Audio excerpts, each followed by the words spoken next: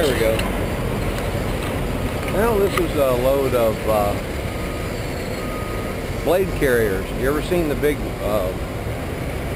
wind machines out on the prairie? You know, they got big 3 blades. They're extremely long. This is the carriers that they sit in. They're all padded.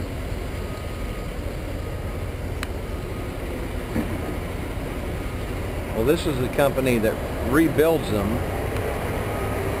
and ships them back out on the line. So it could be, you know, for rail and truck use. They come in by rail and then delivered by truck, and it's all for GE wind. So it's a really good load. I've worked out of here before. It's been about over a year since I've been here, but these are all redone, ready to go. So 51-foot step. I got to figure out where the heck I'm going to put all my straps on this particular portion of the load. As I recall, the edges are a little sharp. It's freshly painted, so I've got some padding I'll throw over it, and then I'll 2 straps, one right over each side to keep it balanced because of the pallet. You put a strap out here, it's going to tip. So you want to be inside the core of the load.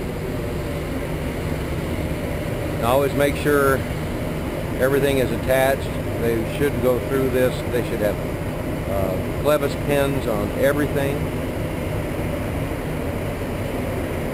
And you have to watch, because sometimes when they come in, they're in not too good a shape. Pins are missing, you know, stuff like that. Stuff's loose. If you pick up used ones that haven't been rebuilt yet, you have to watch for that. So my straps are probably going to go through some of the pinch points. Like, for example, here, I'll go up and I'll try and put my strap right here. That'll pull it here. And it's a little bit more of a problem because of the configuration with the sliding axle. So I don't have, and this side rail, you can't fit straps through here, only here. So it really reduces my capability.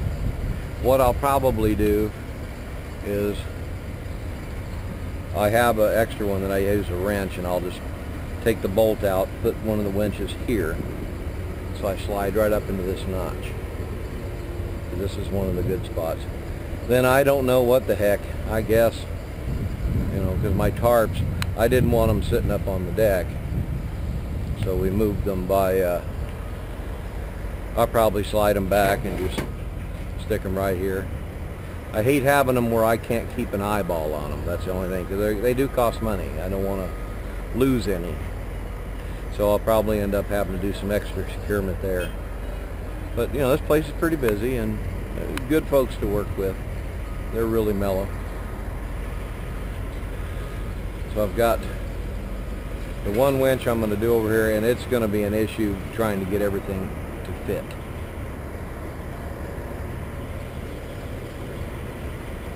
This shouldn't be a problem, and this one shouldn't be a problem either, but it's a drag. Just trying to figure this stuff out with this particular trailer. I wish they'd have left all of these consistent. It's like, sure, I can go buy a case of 2-inch straps, but or 3s, what's the point?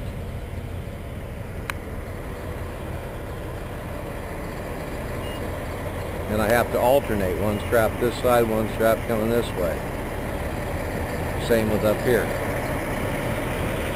I'm going to be going right over from this 4-inch hole, and I have to kind of throw it over and feed it. So it's kind of different. And then this will work out really nice. But yeah, this is the strap left over from my tarps that were up front.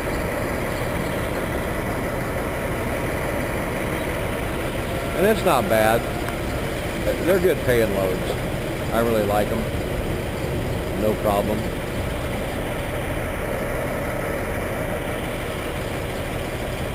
I just still have to get, I've only got like 6 loads on this trailer, and I still have to get used to it.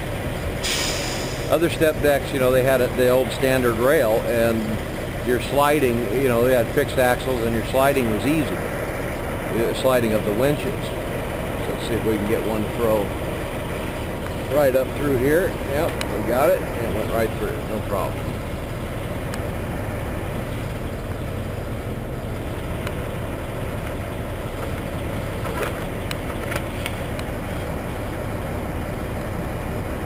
I go by sound. There we go. That way I know it's there. So I'll just start laying out my straps and my positions, and then I'll shoot a little more video when we get done. No hurry. Only it's like 750 mile, roughly, up to North Dakota, up into the corner there from the top part of Illinois. It's not that bad, so I'll restart the video when we get everything configured, and I'll show you what I did.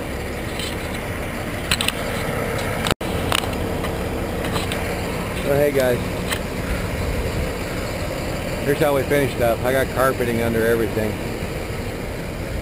So it's kind of different. Most people go through these, but on all these I had not a complete lineup because of this side rail, and I'm going to pass along my concerns to the company, because next time they order it, each one of these needs to be uniform so I can put a buckle in, so I'm not, you know, it doesn't reduce my capacity for strap placement, and that's exactly what's going on here.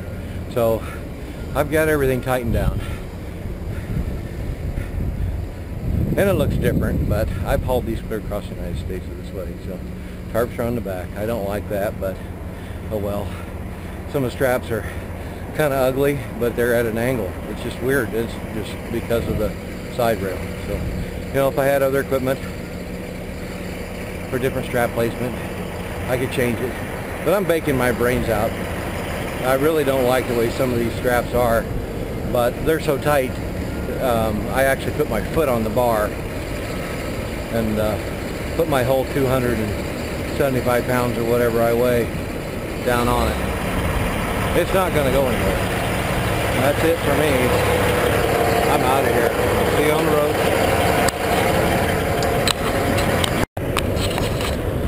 Hey folks, this is where all those great big old blades are shipped from and manufactured.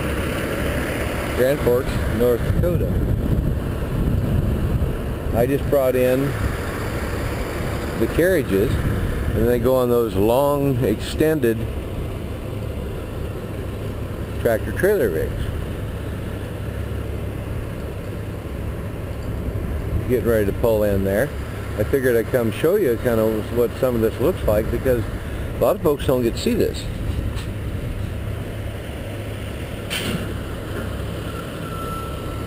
It's pretty decent.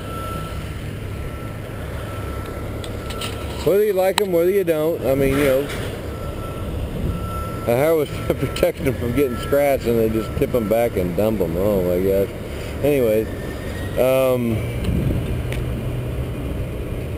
you know, whether folks like and agree with, you know, the wind generating machines and that type of thing, you know, there's pros and cons on everything, and you'll hear arguments on both sides. And I just know their jobs, and I'll let the other folks figure it out. But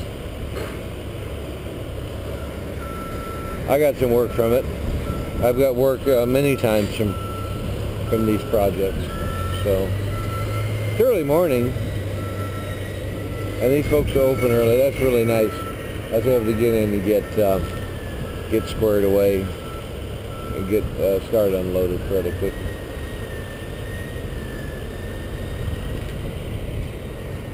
You can kind of see how these blades are put together. Now you see the great big pods that are up top, and then it looks like some of these here slightly, maybe slightly different configuration. No, it's just shadow. But they all have bolts on them. You can kind of look over there at the distance and you'll see the bolts. That's a lot of bolts. And I have to put all those on, and then the control pod or whatever is up top.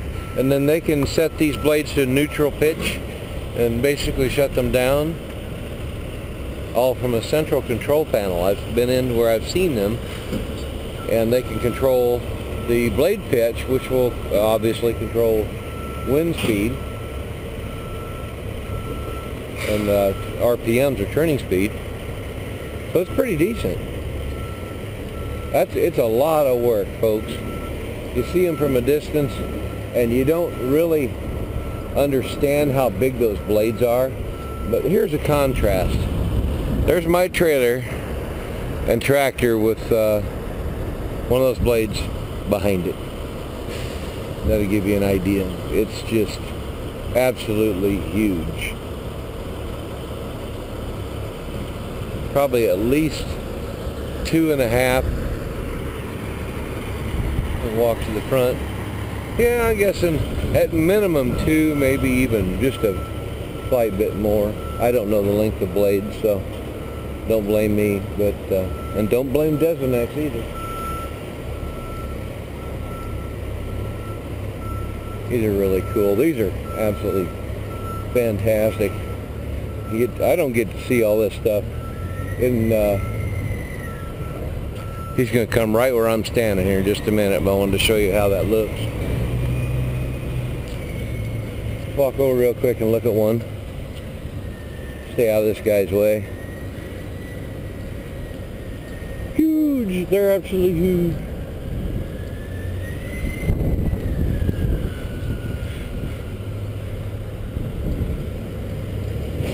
Oh yeah. That's every bit of 12 feet at least. I'm just estimating. Ooh, let's look inside. Maybe somebody's in there. Ah, hey, check this out. You don't get to see this all the time. Usually they're all sealed up. Look at that. There's the interior structure of one of those blades. That's cool. I like stuff like this, but that's fiberglass, folks. Wow. That is just neat.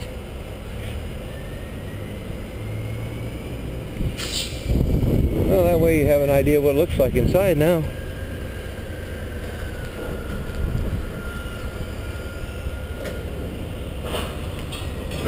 Wow. Well, you know, it's probably the lifting mold or whatever. And yeah, okay. It's all bolted on. It's a lifting eye, and you can turn, rotate, whatever. But you can see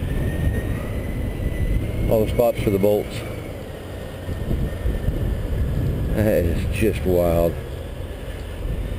There's the molds there too. Probably, well, at least holding on to them while they're building them. So all there's pieces and parts around. I'm not going to go wandering around because I don't have permission to go run around all over the place. But I'm right here by my load, so I just thought it was kind of neat. You folks get to see this. Yeah, that'll give you a contrast. I'd say, yeah, it's 2.5 trucks, at least.